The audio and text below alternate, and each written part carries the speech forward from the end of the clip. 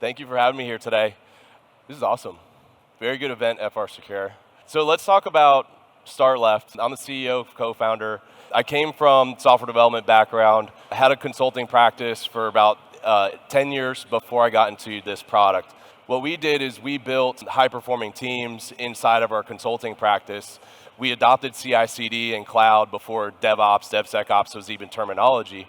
And so we read a bunch of books, and we based our consulting practice on these books. And I'm going to mention some of these books during my talk, but what we really were aimed at is how do we build an organizational structure that is focused on empowering our product teams and really bringing in the notion of lean, agile manufacturing, right? And so I'm sure if you're in software development, you've read some of these books.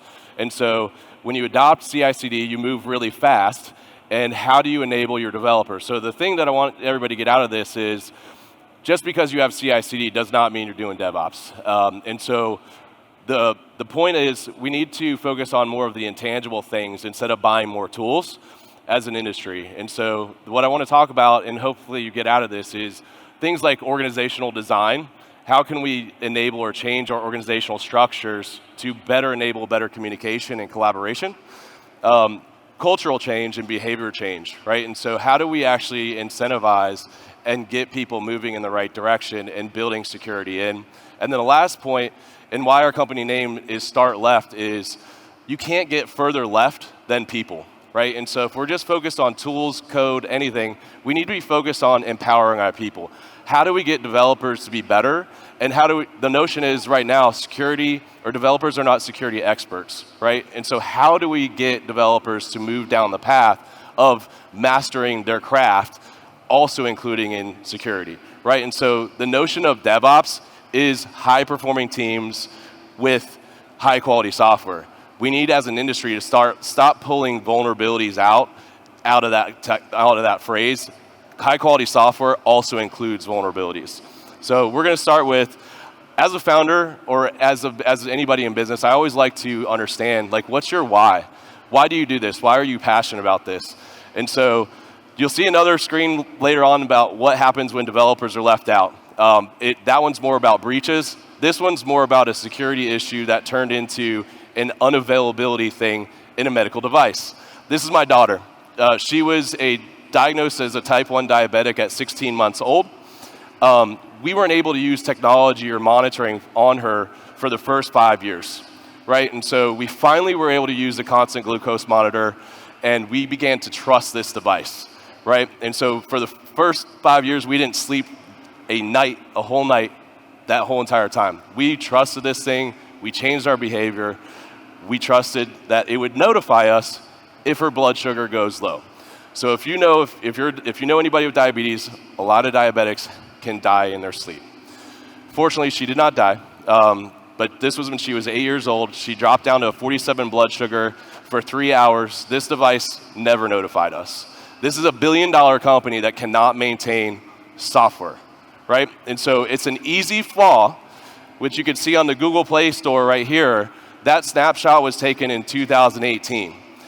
If you can see by the underline, that snapshot, they did not update their software for almost 2 years, right? So they hid behind compliance that FDA is too hard to update their software, but it is now putting our patients at risk. So my daughter almost died one night. So this, I alarmed a lot of people. I did a white paper, tried to present it to them, and it happened a year later to the patient population, right? And so that is the type of thing, this is why I'm passionate about this subject. And so while that wasn't a security issue, it was code rot, it was software decay, it was just not maintaining software. I'm not going to come out as a startup and say something's broken. Cybersecurity, I believe, is not broken. Cybersecurity is incomplete. And so I think when we talk to CISOs, the whole software development conversation is left out, right? And so I didn't make this screen or this design. This was something created by CISA with their Secure by Design initiative. And I agree with them. We don't have a cybersecurity problem. We have a software quality problem. And so if we're still focused on all the way to the right and cloud security posture management, things like that are shift left, we are still deploying an incomplete strategy, and that's what we're talking about today. And so I'm going to also try to make this fun with some memes. Here's your first one. So I'm from Florida. We're ridden with hurricanes. Everybody's scared of hurricanes, right? And so this is how I view the world of the incomplete cybersecurity program, right? And so if we're just buying tools, putting stuff up and doing status quo stuff, we're not actually securing things. And so if we're just doing cybersecurity and the things that we're putting in place are not resilient, what are we actually doing here? And so I want to pick on what we're doing. And one of these things is in a traditional cybersecurity model. This is what you see on the left. What we're trying to do and what we want people to start focusing on is actually being intentional with what you're doing. And so if you're a CISO or if you're a C-suite leader, you weren't put in that position to buy tools. You were put in that position to figure out a program and figure out a different operating model on how you deploy those tools and how you facilitate change within your organization to also include developers. So this conversation is a big conversation because when I talk to a lot of CISOs, oh, that's not my job. Developers do their thing, it's chaos, I'm not even gonna touch that. No, you're in charge of security, right? And so this is how you move into the modern way. We move to DevOps, we move fast, we're putting the organization at risk if we are not solving these problems before they go out to production, before they go out to market. So what do we need to do? This is a program-centric methodology. We need to be deliberate on what tools we're using. Don't just go buy all the tools. And I'm going to keep on driving this in. It's a people-driven thing. What does that mean? Cultural change, behavioral change, and changing what we're doing in the operating model. Here's your next one. Picking on tools. So a lot of CISOs we talk to as well, it's tool consolidation. But we're also applying the same traditional mindset to modern software development. Let's just buy more tools, slap more tools in it, slap more tools in the process, and that's not the way it works. That's why developers are not adopting it. So here's the introduction of your paradox. So out to the right, that's your cybersecurity. We're literally blocking stuff from getting into our cloud, from getting into our CI/CD and our product teams. And so when we say start left, we're focused on the people. And guess what? Every single developer can use anywhere from 10 to 20 to 30 tools. That also includes open source technologies, languages, all kinds of different things in the CI/CD process. And there's going to be a picture I hope you guys take a picture of on all what this looks like in a second.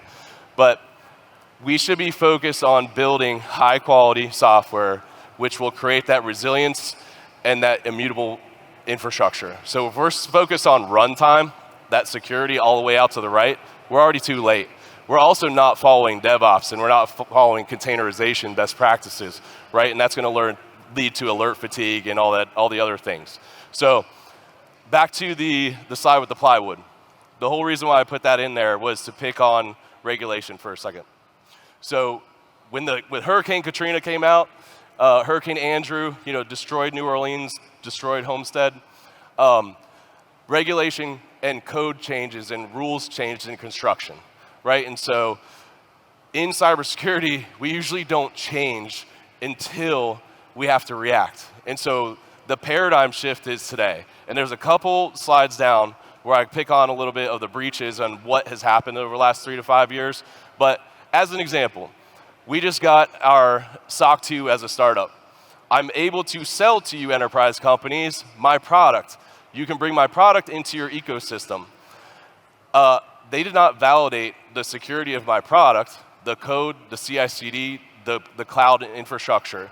So I'm literally going to API connect into your environment like every single one of your software vendors, put you at risk because I have a SOC 2 certification. We got to change. Like, this is not the way a cybersecurity industry should be performing. And Astra, I like their pledge for transparency. Yes, that is perfect for software vendors because this is how we drive change in the industry. And I'd be remiss if I didn't put some FUD out there about AI, but I didn't want to say it because I didn't want to be part of it. But our AI bot, Cody, wanted Hey to talk everyone to at you for a Hacks and second. Hops. I'm thrilled Jeremy asked me to chat with you about AI and code. Let's start with this. AI needs direction. Without an expert guiding it, you risk building in vulnerabilities and having code that doesn't quite do what you'd expect. Today, many companies lack visibility into how developers are bringing in open source and AI-driven code, which is a huge risk. Listen, I am not an engineer, so information security officers should be seriously concerned. AI is making it easy for anyone to pretend they're a developer, and some people are getting hired with nothing but AI-generated code. It's a people and culture problem that we need to fix. We have to monitor our developers and their code to ensure it's safe, no matter where it comes from. As security leaders, we must ask ourselves if our tools are truly improving security or just adding more flaws.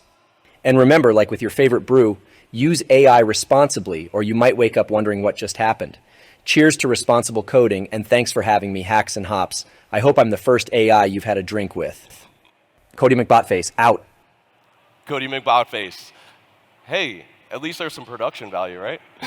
We got a couple more of those. But no, that was the point of like, developers can use tools, right? And if we're not monitoring these tools, a lot of risks are being put into place. And now with AI, we can accelerate even more those risks to market. And so this is something that we need to get our angle on. Here's the picture screen of the no shift left, right? And so do I have software developers in the audience? Awesome. I heard of Conway's Law? No? Martin Fowler. Conway's Law. Let me go to the next one. Jeremy, do you mind if I break down Conway's Law for the people? In simple terms, the way teams within an organization communicate and collaborate will influence the structure of the systems they develop. If an organization has siloed departments with limited cross-team communication, the systems they design will have flawed solutions. But let's now take a journey back in time. Conway's Law, formulated by... No. We're not going that far. Come on. All right, so this is your screen. Cloud Security Posture Management, you know, the darling of our industry. They worked at Microsoft over 5 years ago, came out with CSPM. So when we talk about Conway's Law and organizational structure and developing a flawed system, if we're just deploying CSPM and that's your cybersecurity strategy around product development, it's incomplete. And so basically, we created allowed the creation another operational silo, which is infrastructure security now, that now we have no insight of this data coming from CSPM on how it relates back down to the CI/CD and product teams.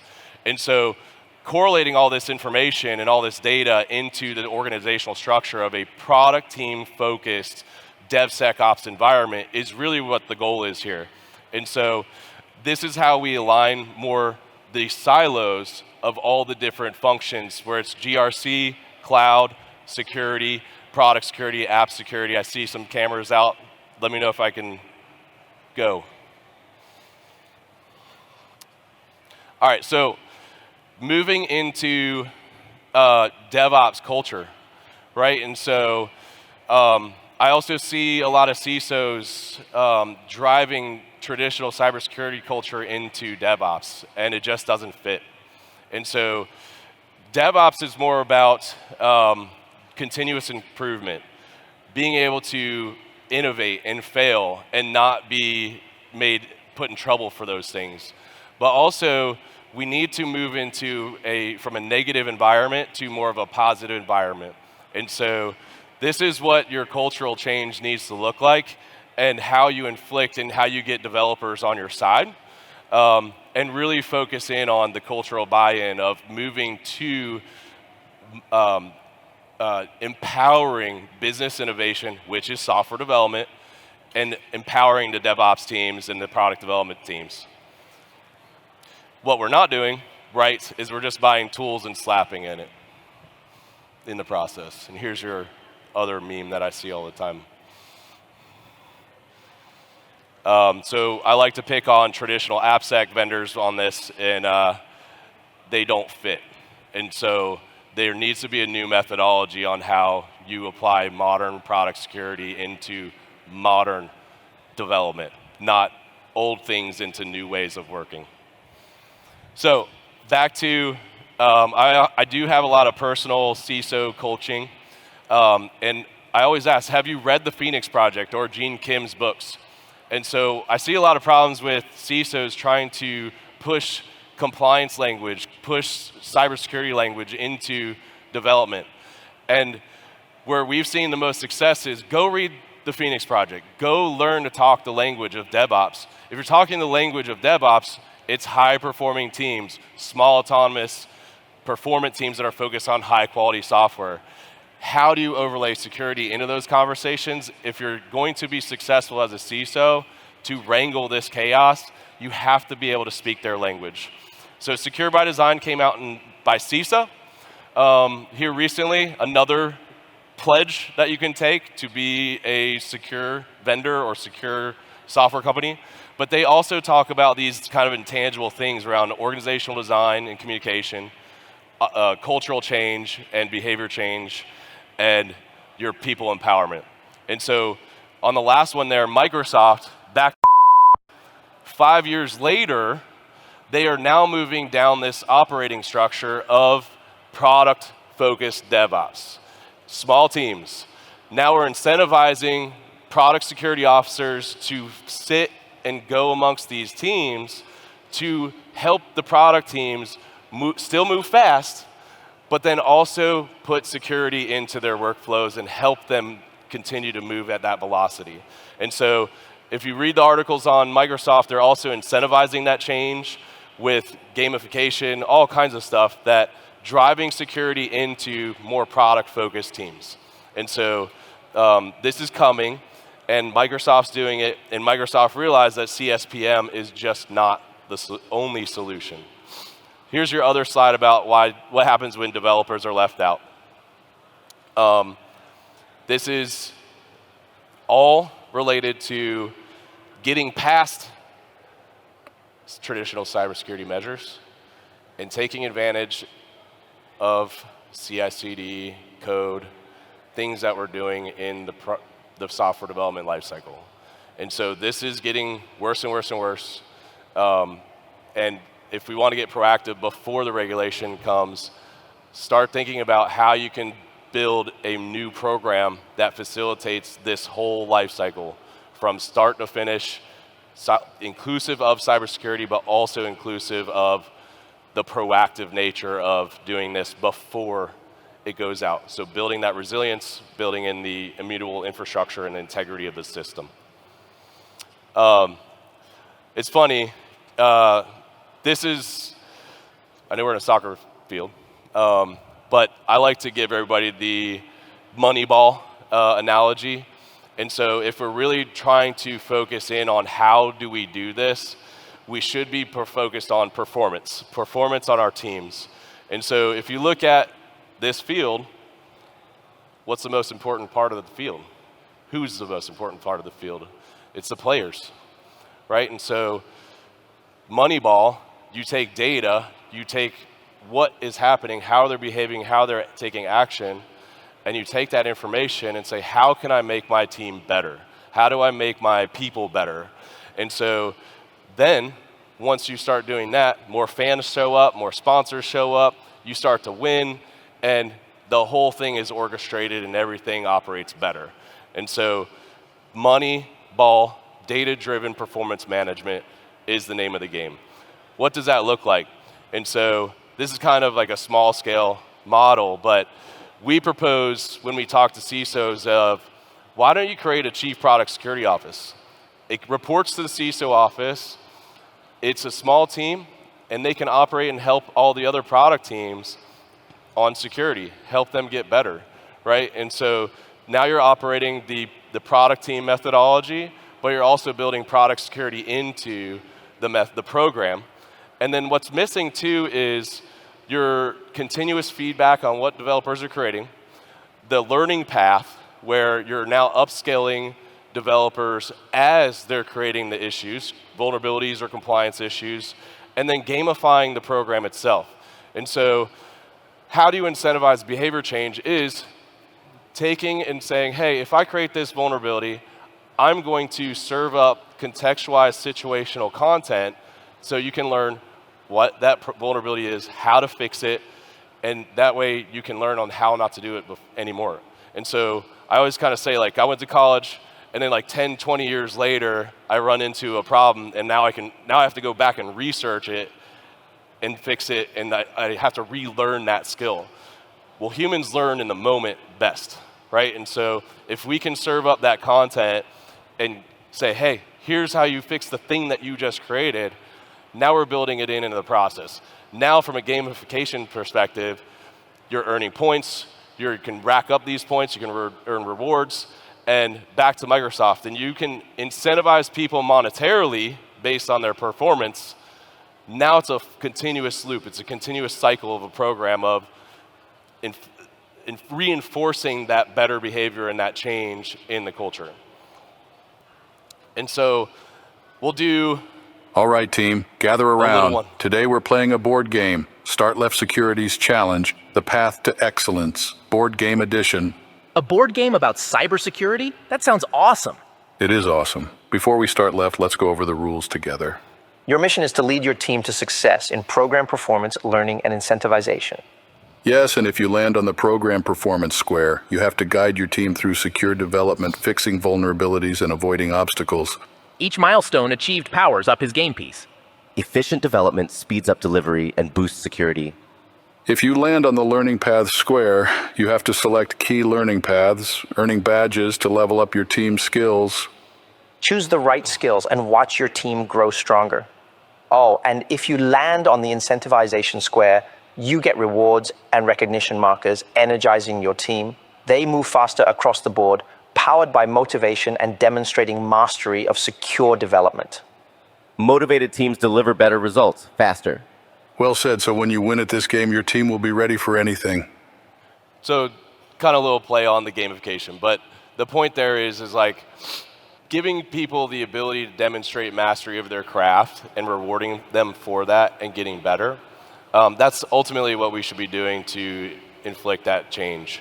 And so once you're able to do that and using data, you can also highlight your security champions. And so your security people in traditional cybersecurity need help. And so if we can find your security champions based on data and the product teams, now we can use those people to help mentor other teams, coach other team members, and now monetarily reward them and really drive that program adoption, but then drive that program success. And so with that, that is the how do you put security in the whole process? How do you develop a program, cultural change, org structure, and people empowerment, and ultimately putting developers as the front line of defense. And so they're the people that are building the things that we rely on every day. We should also be protecting it. And so that right there is, I think, is my end. Yeah. Thank you, Jeremy. Awesome talk.